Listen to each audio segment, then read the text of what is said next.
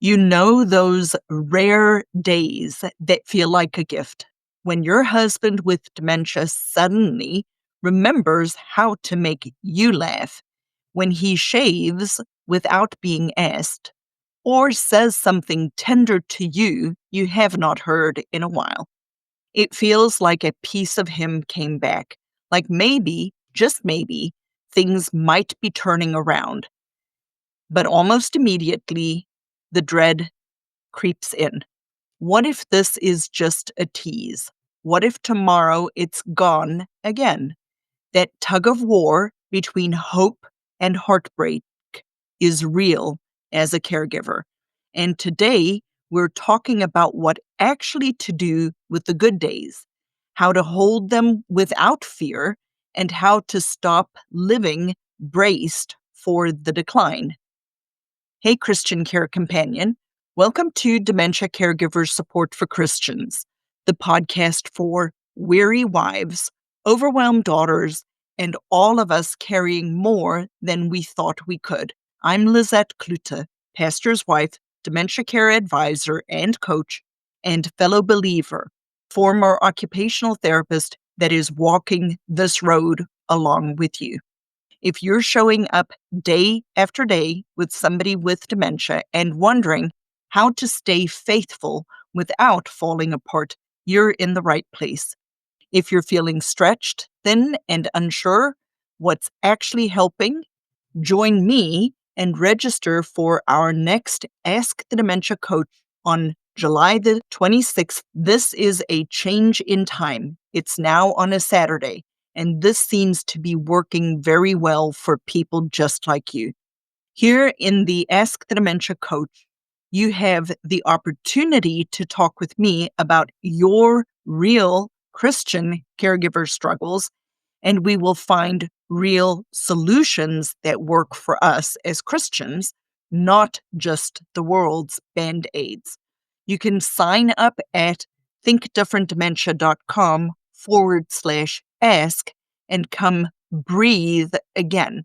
I keep these to about 8 people, and so I would love to have you register.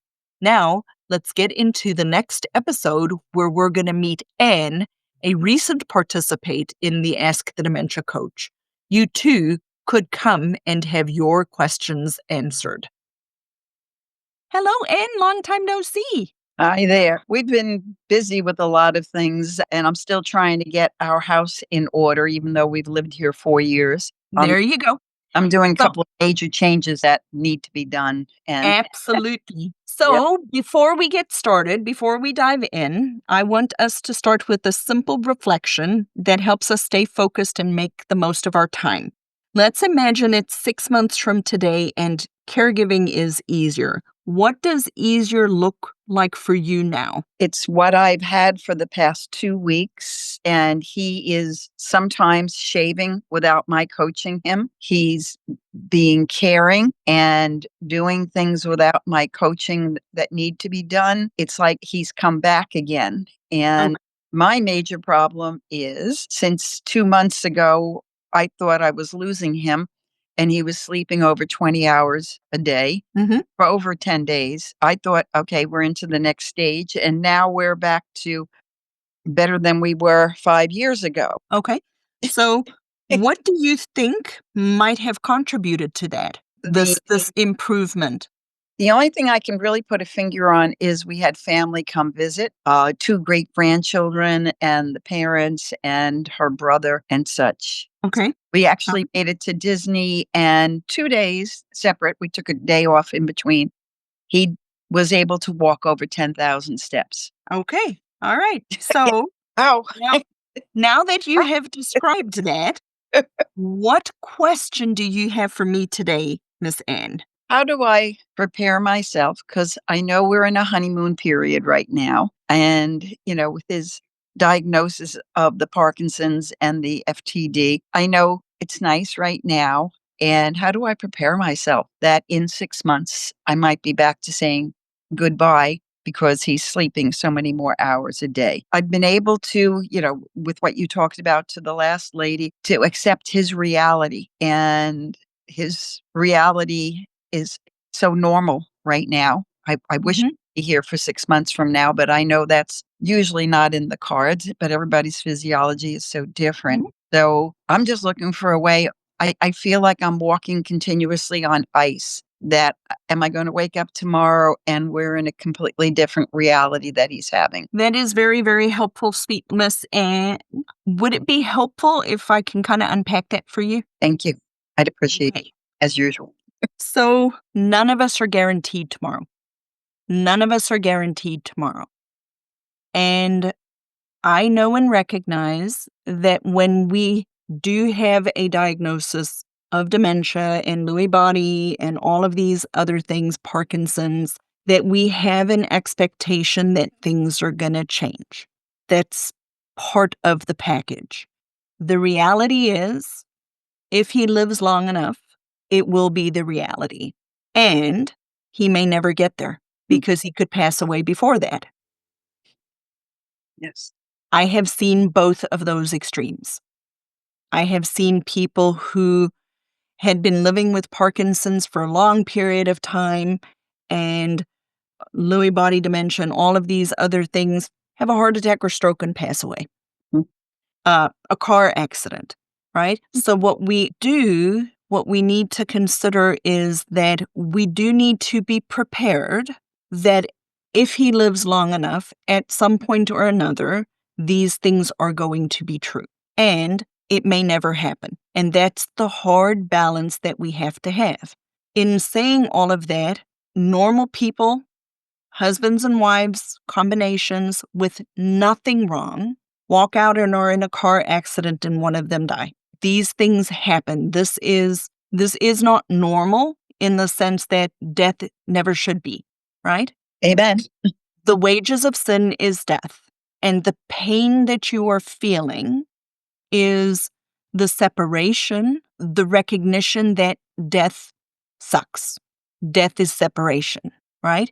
And it's not to mitigate or minimize what you are experiencing and feeling because death sucks. I mean, my mom passed away 3 months ago, and I think about it every single day. She did not die from dementia, but she died with vascular changes in her brain. And the comfort that I have is that it is still part of God's providence for me. Yeah. And when you and Mike got married all those years ago, there's an implicit understanding if we are honest with one another, when we get married, if we remain married, one of the two of us is likely going to pass before the other one. And you could pass before him, right? So, all of that to say, from a Christian perspective, what we need to do and how we look at this is, Maranatha, Lord, come quickly. Let's be done, right? And if you and Mike are both believers, then you know where he is going and that you have hope. Even through all of this, you have hope because this is not the final end, right? Amen. Does it make it any easier, the emotions that we have? No. But the Lord tells us to be grateful, and you have the ability to be grateful for what you still have. You have time, and you have the ability to make memories. So, what I'd encourage you with, Anne, is create those opportunities that keep him engaged, that bring the family, back, go places with him, and Mhm. keep living until the time comes when he is not able to do that. Anticipating what we don't know is never helpful because all we have is right now. That's all we have. That's all each one of us has. I could walk out of here, half hour from now, hour from now, whatever, and keel over dead. I'm not guaranteed to wake up tomorrow. Enjoy today. I do every single day and be grateful for the time you still have together and make memories with this time you have together. And somebody asked me the other day about anticipatory loss, right? We cannot anticipate the loss of a death of somebody who's still alive. They're Mm, still alive. What we are grieving are the changes that we're seeing. We are grieving the what could have been, the relationship we had, the changes that we notice. Yes, it is a grieving process, but that process and the grief you experience when somebody passes, they are not the same thing. No. You cannot actually grieve a person, like grieve a person who is still alive. Because as long as that person is still alive, like grieving a child, a wayward child, or whatever, there's the possibility of reconciliation. There's the possibility of time still. A death is that ultimate separator. Mm-hmm. And when that happens is when we can actually truly start to grieve the loss of a spouse or a parent. Exactly. Okay? A Was lot that of points to make about what we should do next, but grieving does not need to be in there. well, It does. being prepared Mhm. and knowing that everybody, all of us know, there are a bunch of women in here, we typically outlive our spouses. That is very common, right? Right. So, based on everything we've talked about, what is one small step that you can take today that will make it a little bit easier for you? Be happy in today and know the Lord will take care of tomorrow, no matter what Well, with his he help, always does. we He can always. always does. Amen. Thank you so much again. You're welcome so much. I love having you here. I love seeing your smiling face. Take care. You're welcome, Anna. People who are really benefiting from the community are the people who joined earlier on before Yeah. they need it and Yeah. and that have been active and are participating in the community, because then they already know what questions to ask and they have a place to come, and they're not constantly wondering, what do I need to do? How do I need to do it? So people listening are interested in tapping into or learning about the community. I'd invite you to just go to the website, thinkdifferentdementia.com. There's a link for you to schedule a 20-minute call. There's no pressure. I'll serve you regardless of whether you join the community or not. But it is a way for you to take this relationship a little deeper, a little bit more hands-on support, because really the research also shows it's longitudinal support over time. Absolutely. Yeah. For sure. I would highly recommend Lizette. She's awesome. Tracy, I appreciate that endorsement.